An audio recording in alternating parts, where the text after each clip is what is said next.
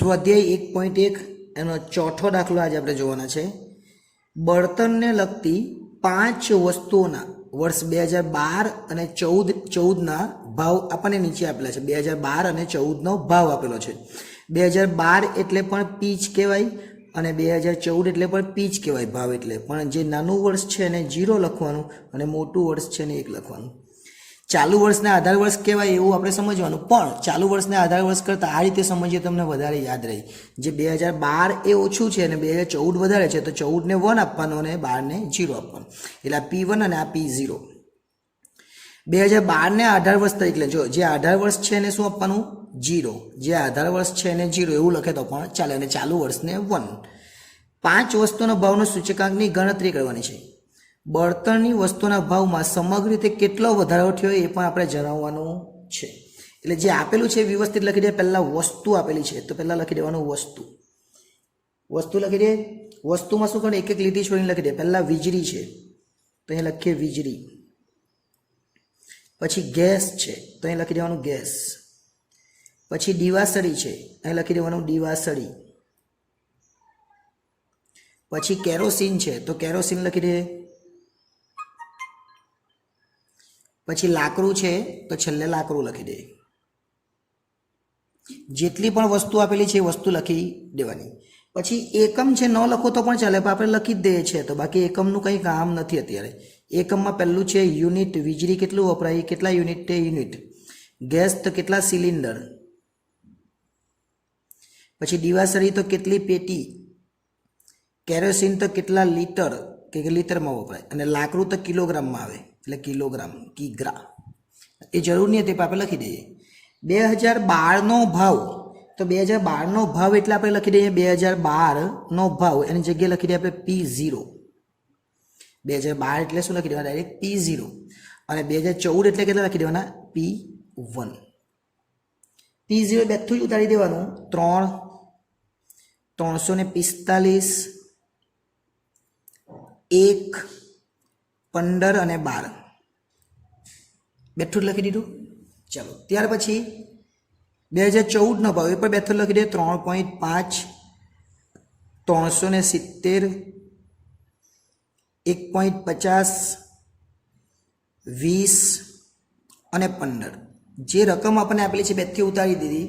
પણ 2012ને કેમ? જો પહેલાં ભાવને કહેવાય પ્રાઇસ. પછી 2012 છે અને 2014 છે, બરાબર. ભાવને પહેલાં પી તો કહેવાય જ, પણ જે નાનું વર્ષ હોય એમાંથી એને 0 લખવાનું અને મોટું વર્ષ હોય એને 1 લખવાનું. એટલે P0 P1 થઈ ગયું. અને નહીં સમજણ પડે તો આધાર વર્ષ હોય એને 0 લખવાનું અને ચાલુ વર્ષ હોય એને 1 લખવાનું. પણ આ વધારે સારું રહેશે. જે 2012 નાનું છે ને એટલે 0 અને 2014 મોટું છે એટલે 1. એટલે P0 P1 આવી ગયું. હવે આપણે ડાયરેક્ટ સૂચકાંક શોધવાનું. તો અહીંયા આપણે લખવાનું સૂચકાંક એટલે I બરાબર P1 છેદમાં P0 ગુણ્યા 100. P1 છેદમાં P0 ગુણ્યા 100. એટલે P1 આવ્યું આ છે એટલે 3.5 છેદમાં 3 ગુણ્યા 100. 370 તો 370 છેદમાં 345 ગુણ્યા 100. પછી 1.50 છે તો 1.50 છેદમાં 1 ગુણ્યા 100. પછી 20 છે, 20 છેદમાં 15 ગુણ્યા 100. અને છેલ્લે 15 છે તો 15 છેદમાં 12 ગુણ્યા 100. એટલે દરેકનો સૂચકાંક મળી જાય અને પછી ભેગો કરી નાખવાનો એટલે આપણને ટોટલ સૂચકાંક બળતણનો મળી જાય. ચલો પહેલાં 3.5 ભાગ્યા 3 ગુણ્યા 100 એટલે કેટલા થવાના? તો થાય 116.67. 116.67. પછી 370 ભાગ્યા 345 થાય ગુણ્યા 100 એટલે 160.25. પછી 1.50 ભાગ્યા 1 ગુણ્યા 100 એટલે કેટલા થાય? 150. પછી 20 ભાગ્યા 15 ગુણ્યા 100 એટલે 133.33. પછી 15 ભાગ્યા 12 ગુણ્યા 100 એટલે 125. આટલું થઈ જાય પછી એનો સરવાળો કરી દેવાનો. એટલે આ સરવાળો હવે અહીંયા સરવાળો કરી દેવાનો. સરવાળો કરી દે એટલે એને શું કહેવાય? બળતણનો સૂચકાંક. શું કહેવાય? સૂચકાંક. પછી તો આપણે ટોટલ મળવાનું છે ને, એટલે આપણે લખી દઈએ કુલ. અહીંયા લખી દઈએ કુલ. અને પછી જોઈએ તો બધામાં ડેશ ડેશ કરી દેવાનો, ડેશ ડેશ ડેશ. અને છેલ્લે કુલમાં કેટલા લખી દેવાના? તો જે આવે તે 632.25. આ કુલ આવી ગયું. બરાબર. આપણને પૂછેલું શું છે? તો કઈ સામાન્ય વસ્તુઓના ભાવનો સૂચકાંક કરવાનો. એટલે વસ્તુના ભાવનો એટલે કઈ? બળતણની 5 વસ્તુ, બળતણની. તો એટલે આપણે જે પૂછેલું તે જ બળતણની, જે પૂછેલું છે એ જ લખવાનું. બળતણની. પછી હું લખેલું છે જો, વસ્તુઓના ભાવનો સૂચકાંક. બળતણની વસ્તુઓના ભાવનો સામાન્ય સૂચકાંક. સામાન્ય સૂચકાંક એટલે અહીં લખીશું સામાન્ય સૂચકાંક.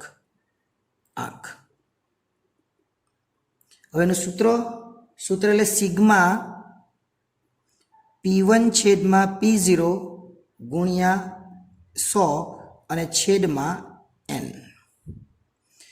હવે સિગ્મા P1 P0 ગુણ્યા 100 તો કર્યું જ કર્યું. P1 P0 અને સિગ્મા એટલે આ દરેકનો સરવાળો. સિગ્મા P1 ના છેદમાં P0 ગુણ્યા 100 અને સિગ્મા એટલે સરવાળો. એટલે સરવાળો કેટલા આવ્યો? 632.25. અને n કેટલા છે? તો કેટલા વર્ષ છે આપણી પાસે? તો આપણે જોઈએ કેટલી વર્ષ નથી પણ કેટલા વસ્તુ છે? 1 2 3 4 ને 5. એટલે અહીં લખીશું 5. કેટલીક વાર વર્ષ આપે તો વર્ષ લખવાના, એટલે ગણી કરવાના. 5 છે એટલે કેટલા? 126.45. આ આપણો જવાબ. પણ આગળ આપણને શું કીધું છે વાંચી લઈએ એટલે એ પણ ખબર પડે. બળતણની વસ્તુના ભાવમાં સમગ્ર રીતે કેટલો વધારો થયો? વધારો કેટલો થયો કહેવાય? એટલે એ લખવાનું બળતણની વસ્તુના સમગ્ર રીતે વધારો. એટલે આપણે લખી દઈએ વધારો, એવું લખી દઈએ. બરાબર.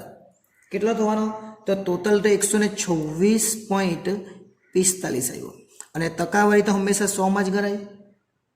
એટલે અમારી 100 માઇનસ કરી નાખીએ તો કેટલા જવાબ આવે? 26.45 અને લખી દેવાનું ટકા. એટલે 26.45% વધારો થયો એવું કહેવાય. બહુ ઇઝી છે. ફક્ત P0 કોને કહેવાય ને P1 કોને કહેવાય? પછી P1 ના છેદમાં P0 એટલે આ 3.5 ના છેદમાં 3 ગુણ્યા 100 એટલે 116.67 આવે. 370 ના છેદમાં 345, 1.5 ના છેદમાં 1, 20 ના છેદમાં 15 અને 15 ના છેદમાં 12. સરવાળો કરી દેવાનો અને પછી જેટલી વસ્તુ આપેલી એના વડે ભાગી કરવાનું અને પછી એનો 100 માંથી માઇનસ કરી નાખવાના. એટલે કે આના જે ટોટલ આવે એમાંથી 100 માઇનસ કરે એટલો વધારો કહેવાય. જો કદાચ અહીં 96 આવે તો 96 આવે તો 100 માઇનસ 96 એટલે એટલો ઘટાડો કહેવાય. એટલે એ રીતના આપણે દાખલા કરીશું. એટલે આ ચોથો દાખલો હતો અને એ પણ ખૂબ જ સરળ હતો. નેક્સ્ટ ટાઈમ જ્યારે મળીશું ત્યારે સ્વાધ્યાય 1.2 જોઈશું. આભાર.